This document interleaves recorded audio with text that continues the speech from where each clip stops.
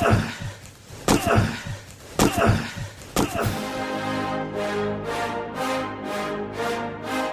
rolls out to the right, pitches off to Taylor, and Taylor's to the 20, down to the 15, down to the 10, 5, 4, 3, 2, 1. Touchdown, Billy Taylor! Touchdown, Billy Taylor! Billy Taylor scored a touchdown from 21 yards out. The crowd goes berserk. It was November 22nd, 1969.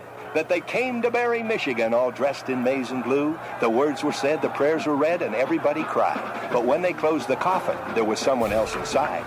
Oh, they came to Barry, Michigan, but Michigan wasn't dead. And when the game was over, it was someone else instead. 11 Michigan Wolverines put on the gloves of gray, and as the organ played the victors, they laid Woody Hayes away. Under center is Wangler at the 45. He goes back. He's looking for a receiver. He throws downfield to Carter.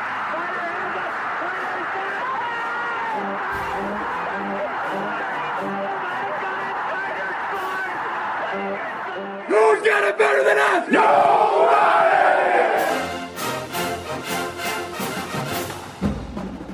Welcome to the Michigan Man Podcast on Wolverine Sports Radio, a member of the V Sporto Network, and in partnership with SB Nation's Maize and Brew, for Wolverine fans from coast to coast. Go Blue, and welcome to our Michigan Game Day show. I'm your host, Mike Fitzpatrick. With us today is one of our favorites, Chris Balas from the Wolverine, with his always candid thoughts on Michigan football. First, a few of my thoughts before Chris joins us. The quarterback competition is over, so now JJ can take the field on Saturday knowing he is the man. I think everyone is glad Jim decided to make the decision now and not let this linger into Big Ten play. From all reports this week, Cade is handling the decision like a captain should.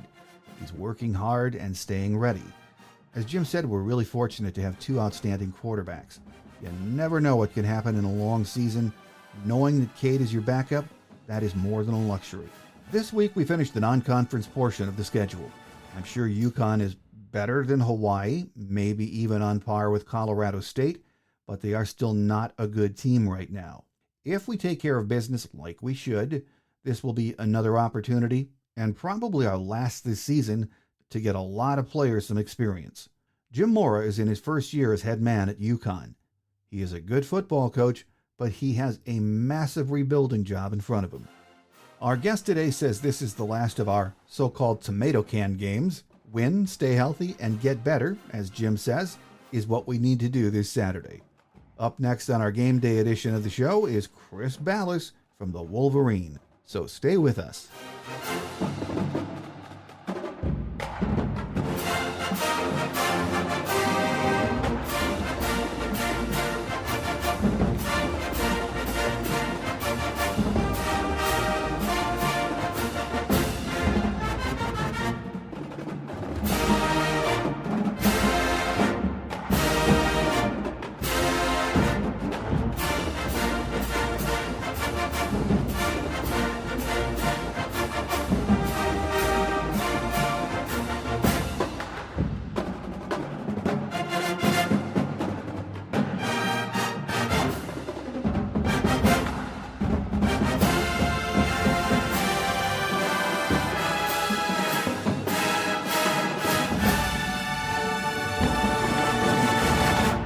Here with us on our game day segment this week to talk about what we've seen so far through the first two games and then this Saturday against Connecticut is Chris Balas from the Wolverine. Great to have you back again, Chris. Hey, Mike. Thanks for having me, brother. Well, Chris, let's start by talking about J.J. McCarthy. That seems to be what everyone wants to talk about. He's won the starting job, and man, in the first two games at least, he looked picture perfect, didn't he? Yeah, rightfully so. And you know what? They did it right. You know what? They opened it up, and Jim Harbaugh said that it's going to go through the first couple of games here, and let's see. J.J. McCarthy really turned it on at the end of camp to the point that, you know, everybody that we talked to in the building said, hey, it looks like Cade McNamara is probably going to be the first guy to get the start, and, you know, J.J.'s still pushing him, and he's going to continue to push until Big Ten season. And then that last scrimmage came around, and J.J. McCarthy took his game to another level. Now, he might have gotten there earlier, if we're being honest about it, if he'd been able to play through the spring. He had that shoulder injury and cost him 15 practices, but he got caught up quickly. And the kid, we've seen it. We knew it covering him in high school that he had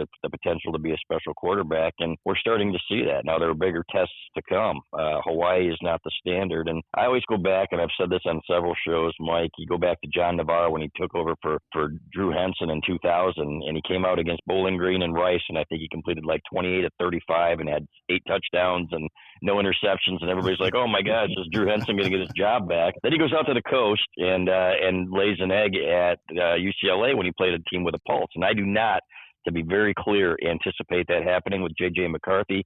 All I'm saying is that, like Jim Harbaugh was saying in the post-game press conference, pump the brakes a little bit on NFL talk and this and that. Let's let this kid continue to play and continue to grow. But you can see the skill set, and it's a skill set like we really haven't seen here before. I guess Devin Gardner would probably qualify, the runner and the passer, but I think J.J. McCarthy is a better runner and really a more polished runner in that respect and more natural runner.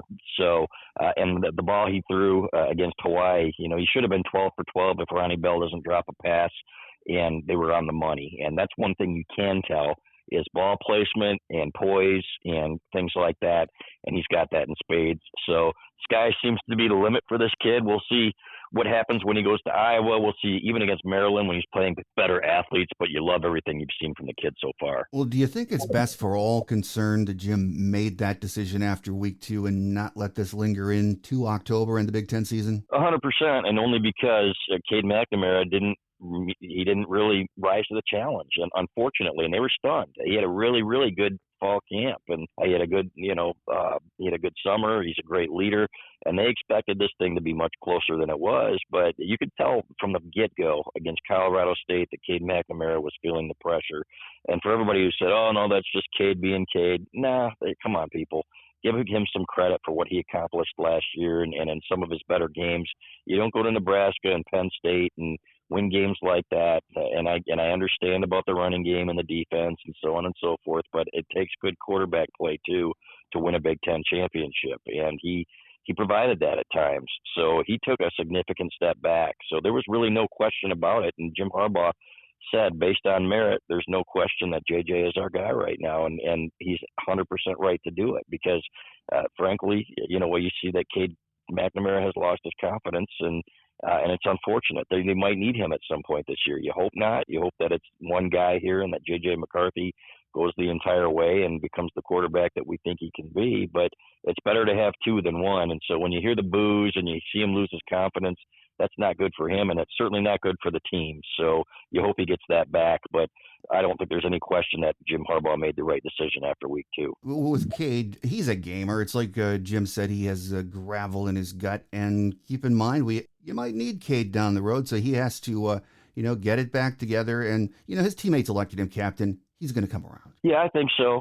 And it's hard to watch, right? The human element of it when you see him in the body language. And I did not like his reaction after week 1, when he came out in the press conference and said, well, I thought it was my job and I was surprised and so on and so forth. Those aren't the words of a captain, and I think he'll learn from that. But I think there was some frustration there. I don't think there's any question, A, about the way he played, and B, understanding, he's got this talent behind him that is just, we said even before the year started that it wouldn't stun anybody if J.J. McCarthy turned out to be the guy because he's just that talented. So here you are, and you've waited your turn, and you've led a Big Ten championship, and I would imagine that Cade's thinking, man, especially when you hear the boos, where's the appreciation for that? And, he's listening to everybody say, oh, it was Hassan Haskins who did it, or, giving everybody credit but him. So it's tough. These kids are still human, and I do think he'll bounce back, and I still think he'll have some good moments in a Michigan uniform, but it's clear that the talent,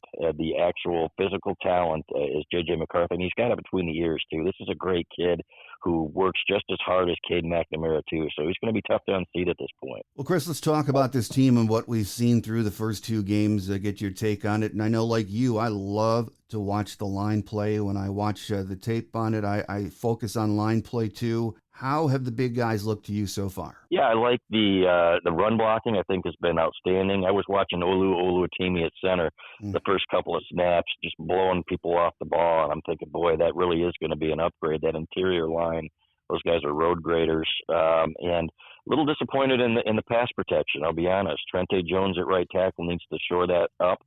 He needs to be better. I think we kind of took for granted that he was going to be as good as Andrew Stuber, and we probably shouldn't have, because Stuber was an outstanding lineman. Now he's more suited to play inside at guard, but he was outstanding at right tackle last year, and Trente Jones needs to improve there. They had a couple of leaks, I guess is what Jim Harbaugh called them, when Cade McNamara was on the field against Hawaii. Zach Zinner gave up a sack, and then Ryan Hayes, your left tackle, who's been there forever, gave up a sack. Trente Jones, all on the same drive, on the same possession. That can't happen against the better teams on the schedule, and these guys have played too much football to be getting beat one-on-one by guys from Hawaii, so they need to shore that up. But as far as the run blocking goes, I think it's outstanding, and it's only going to get better as these guys continue to play together. Blake Corum's been really, really good so far, as expected, and I'd like to see more reps for Donovan Edwards. I know they're saying he's maybe nursing an injury right now, but, in that backfield, the surprise to me so far has been C.J. Stokes. I mean, he looks fast. He hits those holes fast and low. I like what I see from him, Chris. I like him a lot, and I agree with you on Corum. People keep asking me, did he lose a step because he added 12 pounds? And I said, I don't think so. We haven't really seen him in the open field yet. And that's one thing that I know Mike Hart, Michigan's running backs coach, wanted to see more of. He wants to see some more explosion, some more explosive plays, break a tackle maybe, or make the last guy miss. We saw some more of that against Hawaii, but they were so bad defensively, Mike. It's kind of hard to tell, how much of that was Michigan and how much of that was just Hawaii being so bad. So we'll see more of that, and I want to see more of Donovan Edwards too, and finding ways to get him the ball. That guy, as a dual threat guy, a receiver and a runner, is outstanding. And I said before the season, though, I want to see how he does between the tackles, and I think that's still a work in progress. He doesn't look like that natural running back between the tackles. It's something that he's going to have to continue to learn. He's more of a Marshall Faulk type running back, where you can throw it to him 10 times out of the backfield like they did last year against Maryland. So, but they have the weapons, and Stokes, this is a kid who was flying under the radar, and asked Mike Hart about him last week, and he said, I recruit football players, not just stars, and you can see that in C.J. Stokes. He's a workhorse. He's got good acceleration, and he's going to be a really good Big Ten back. There's no question about it. So I think that's probably one of the reasons that Kalel Mullings moved strictly back to linebacker. He had been playing a little bit of running back in the spring and then maybe to start the fall, but you've got that third back now, and hopefully he can be that guy that moves the chains a little bit, and a couple of these guys. So I really like what I've seen from that running back room so far. And as far as the receivers go, Roman Wilson has stood out, given the fact, look who we played the first two games. We have been running a lot of receivers in there. I'd like to see more of Andrel Anthony. Really doesn't seem to have gotten a lot of reps so far, but I guess I'm trying to figure out, who do you think the rotation is going to be there, Chris? Yeah, great questions. Cornelius Johnson came on strong, and it is interesting, right, when you see a quarterback throwing the ball downfield like J.J. McCarthy, what these guys are capable of. And Johnson had a couple of big plays, and we talked about Donovan Edwards. That throw and catch down the sideline, that's next level stuff there. Oh, yeah. First the throw and then the catch. So Edwards can actually play some there, and I think you're going to see him split out at times. We saw it quite a bit against Hawaii even. So Ronnie Bell has got to get his hands back, and I think he will. Here's a guy that struggled early in his career with the drops, and he's had a few in the first couple of games. That can't happen again against the better teams on the schedule, and I think he'll come around. He's still coming back from that knee injury, so maybe he's thinking about getting hurt, but we know that what Ronnie Bell can do. I still think he's going to be this team's leading receiver. I do. I just think he's with the route running and his ability to get open, and he's a trustworthy guy. I think you're going to see that. Him and I think Cornelius Johnson are going to be the two, and then after that, Roman Wilson's right up there with him. The thing about Roman Wilson is now that he's becoming that deep threat, he's getting off the line better. We always knew he had the speed. Now he's showing that ability that he can be that deep threat. Even though he's not a real big guy, he's got that speed to get behind defenses. So I think those are your big three. But I do want to see more of Anthony too. I'm right there with you. I want to see more opportunities for him, and he should get those. This is a kid who had a huge game last year against Michigan State, and he's got all the ability in the world. And another thing is, you don't want these guys to get discouraged, right?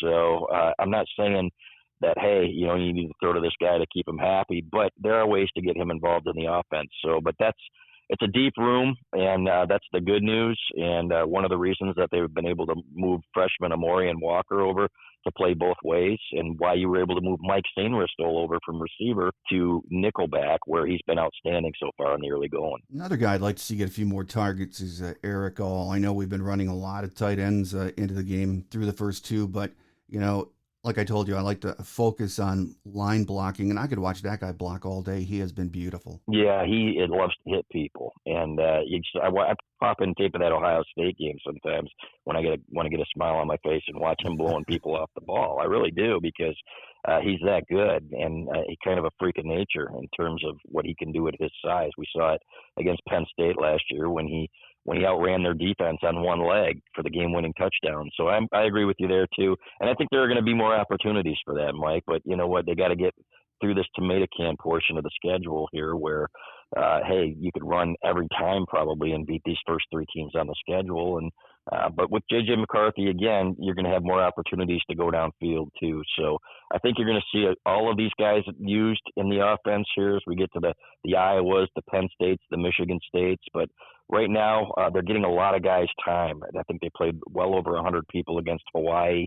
These are kids that aren't going to be able to play later in the season. So I like what they're doing and how they're doing it right now. Well, let's talk about Jesse Mitter's defense for just a couple of minutes, Chris. They have looked really good so far, and granted, the competition hasn't been the best, but even after taking that into consideration, the D has been really impressive, haven't they? Yeah, and you can tell the way they run to the ball and the way they play together. You can tell some things, even against crappy offenses, Mike, that, okay, there are certain things that these guys do well. Number one, they don't loaf. They get to the ball. These guys hit hard. They play with aggression. Jalen Harrell has been an absolute stud here in the early going.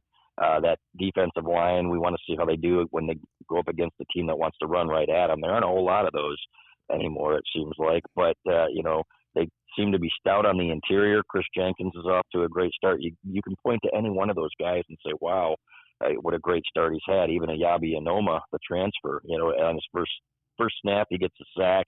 He's around the ball, and but you can tell these guys play well together, and you can tell it's like year two in the same defense. Even though it's not Jesse Minter's second year, it's a very similar defense, and that was why it was such a great hire when you had Mike McDonald and Jesse Minter, who had both played or coached together in the past, and they basically run the same stuff with a few variations.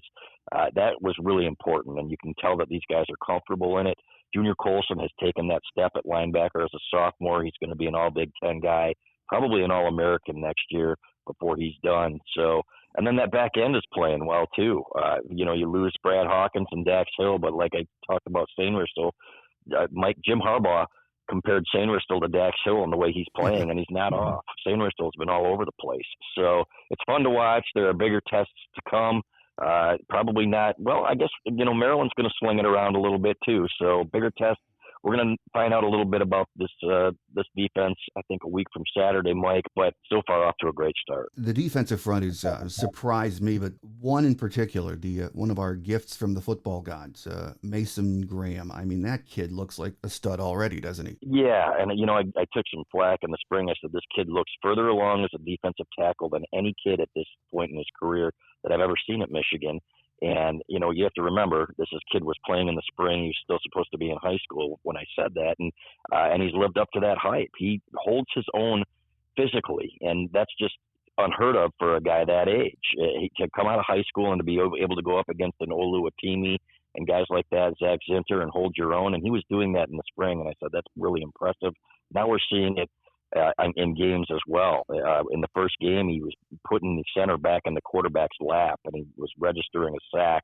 I like this kid a lot, and I think Kenneth Grant behind him is going to get better and better as well. Kenneth Grant looks more like a freshman. He's got a little bit to learn. He has to learn how to play a little bit lower. But Mason Graham is a former wrestler, and you watch him play, and you think, I can't believe we're going to get that guy for 3 or 4 years. He's just getting started in his career. That just goes to show you how well they've recruited these last two classes, Mike. So as they get caught up in the NIL stuff, these next two classes are going to carry this program through the next 3 years. I have no doubt about that. Well, that secondary, as you said, Chris, has been rock solid. And you mentioned DJ Turner. He has been so good. But the guy that's getting my attention, and I didn't expect this, is Makari Page. He's so tall. Man, does that kid cover some ground or what? He does, and now he's starting to hit. And that was what they were waiting for from him. And springs, he'd played well, and in falls, he'd played well. Now, that you're not hitting, in practice for the most part. You do some thud and things like that, but you don't go all out. And then when he would get to games, it's called contact courage. And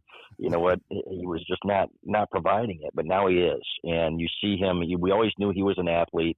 we always knew they had high hopes for him. And really starting his freshman year, Jim Harbaugh would talk about him and say, this kid's got a bright future. So now we're starting to see it on the football field, and you've got a rotation back there with R.J. Moten, Rod Moore, guys like that really there are several guys back there that you can count on, and these guys are students of the game as well. So really feel great about that safety position, probably better than we have in a long, long time. And that includes last year when you had Dax Hill and Brad Hawkins, who had been there for a long time. These guys are young, they're talented, and really like those guys back there. Well, so many positives after 2 games, which is always great to get off to a good start. And we know those first 2 games were against inferior opponents, but we took care of business and played really hard for 60 minutes, everyone that got into the game. So when you take that into account, Chris, what have we learned so far about this Michigan team? Yeah, you know what? That's a good question. And because when the competition is that bad, do you really know what you've got? I've talked to a lot of coaches about that, and it's the same thing. The things that you can tell are, number one, the desire, right? And you can see the guys. When we talked to Mike Elston, for example, Michigan's defensive line coach, he said, you know, I want to see a little bit more block destruction and a little more getting off blocks, but I cannot fault the effort and the want to and the getting to the ball. You can tell that these guys are hungry and that they love playing together, and that there's talent, there's speed on that defense.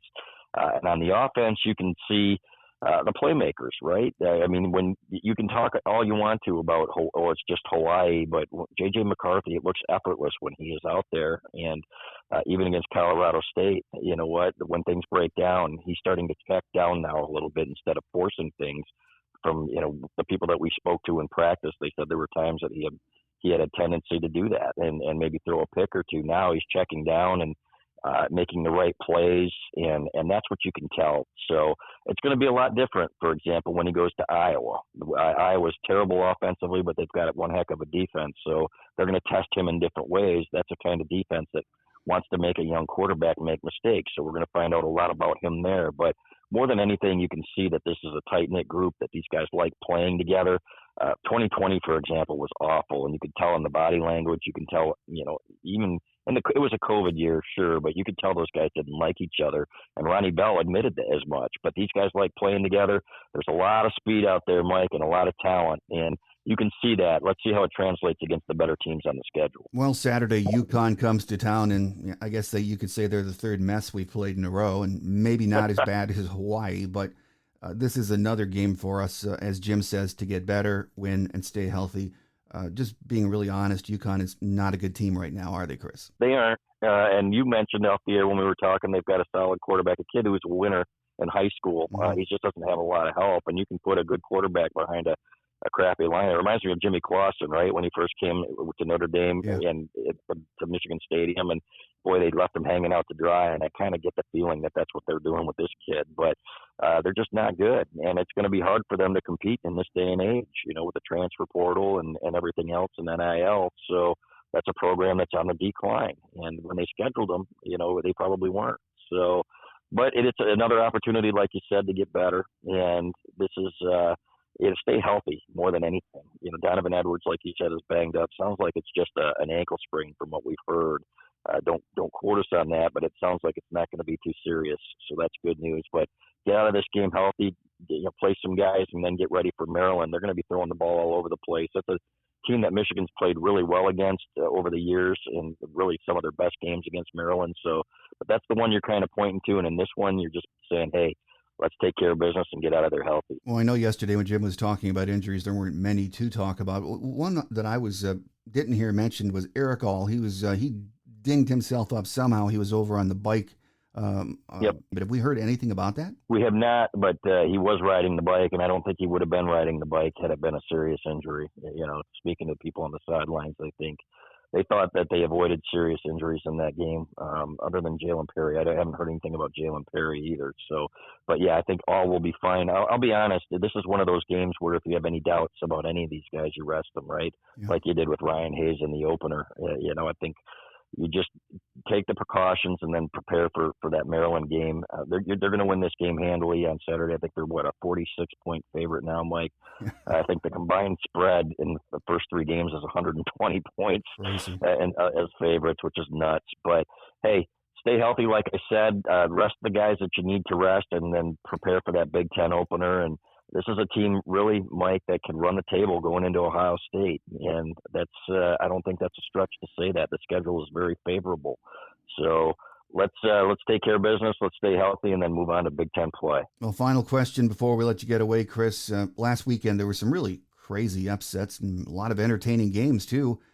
Two Big Ten teams went down that somewhat surprised me: Wisconsin and Iowa.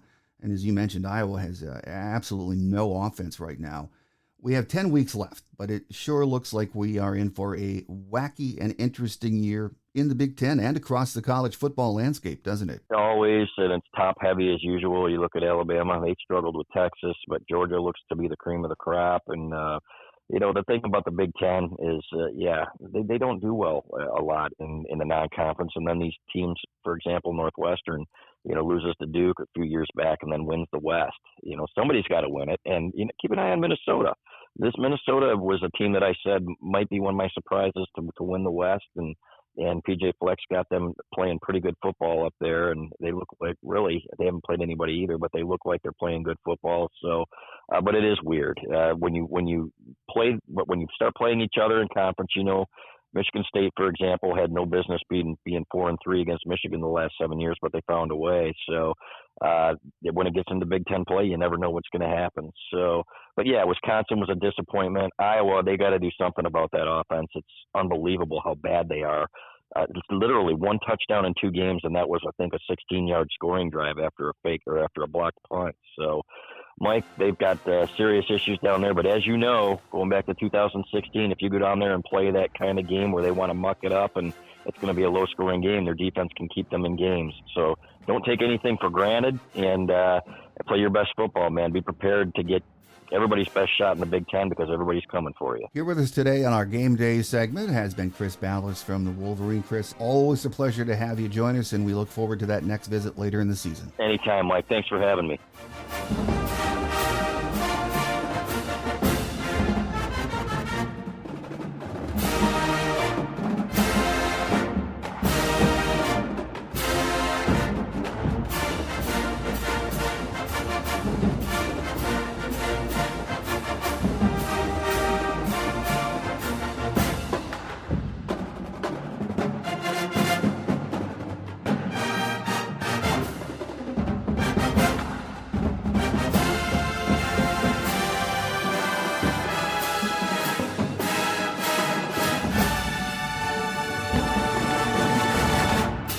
On Quick Hits today, Jim said at his presser on Monday that Donovan Edwards is working through something. It sounds like maybe an ankle sprain. Those things are day to day, so we'll see if he's ready to go on Saturday. If not, we will probably see a lot more of impressive freshman C.J. Stokes.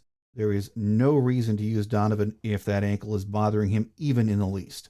Jim said he hopes to have Carson Barnhart and Nakai Hill-Green back in action too. Here are a few game day notes of interest. Michigan is 2-0 against UConn. The first meeting was here in Ann Arbor on September 4th of 2010, a 30-10 Michigan win. We last met at their place on September 21st of 2013, a much closer game than expected, but a 24-21 Michigan win. Jim Mora is in his first year as head man. He is 46-30 overall in 7 years as a college football coach. Last year was a disaster for the Huskies. They ended the season winless. They returned 7 starters on offense, 10 on defense. They also have a slew of players they welcomed in via the portal. Their last bowl appearance was in the 2015 St. Petersburg Bowl against Marshall. They lost 16-10. The weatherman says it's going to be partly cloudy with temps in the 80s on Saturday. There is a 23% chance of a stray shower or thunderstorm in the afternoon. I mean, who knows? Last week at this time, there was an 8% chance of rain forecast, and we all know how that turned out. Saturday's game is a 12 noon kickoff. Next week, we finally get the Big Ten season underway. The Maryland Terrapins will visit the Big House with their very talented and explosive offense. It will be the best test of this young season for Michigan. On Tuesday's Visitors Edition of the show, we will hear from the legendary radio voice of Maryland football, Johnny Holiday. He's a great guy, always fun to have on the show. Then on Thursday's Michigan Game Day, Our scheduled guest is beat writer Aaron McMahon from MLive, so make sure you join us. I'm your host, Mike Fitzpatrick. Have a great Wolverine weekend, everyone. Think victory, beat UConn. Until we meet again, take care, and as always, go blue. Thanks for joining us today on The Michigan Man, here on Wolverine Sports Radio, a member of the V Sporto Network, and in partnership with SB Nation's Maize and Brew. Our listener lines are open 24/7 for your calls at 313-263-4842. That's 313-263-4842. Or email us at themichiganmanpodcast@yahoo.com. That's themichiganmanpodcast@yahoo.com.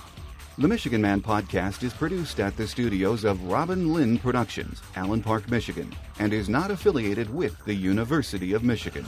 Go Blue!